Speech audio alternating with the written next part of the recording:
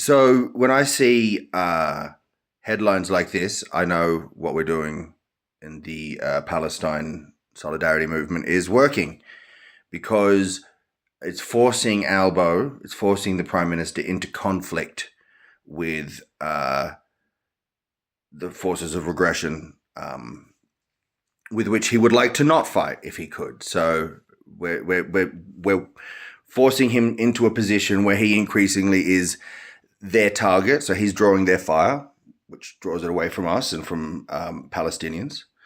And it forces him to sort of clarify his position and eventually go on the attack as well. So I saw him on the ABC and they kept saying this win for Hamas, win for Hamas, win for Hamas thing, or something along the lines, wouldn't recognizing a Palestinian state reward Hamas for October 7th or something along those lines. And they kept coming back at it. They kept hammering it like they do.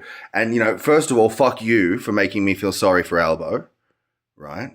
And secondly, from a strategic point of view, this is actually good because what he ended up doing was saying, well, Benjamin Netanyahu, blah, blah, blah. So to justify his actions, he had to introduce another boogeyman into the conversation. So we weren't only talking about Hamas, right? Because it was Hamas is so bad and what you're doing is helping Hamas and blah, blah, blah. And so he eventually, towards the end of the interview, he finally found his stride and he said, well, Benjamin Netanyahu, blah, blah, blah, and the horrors of what's going on in Gaza and the terrible things that Israel are doing, that's what I'm concerned about, and that's what I'm trying to address because, you know, he has to take the conversation away from Hamas eventually, or he's just going to sit there taking it, right? And I mean, he does love to take it. That's what he's a Labour politician. That's what they're really good at doing is just taking it from the people they should be standing up to.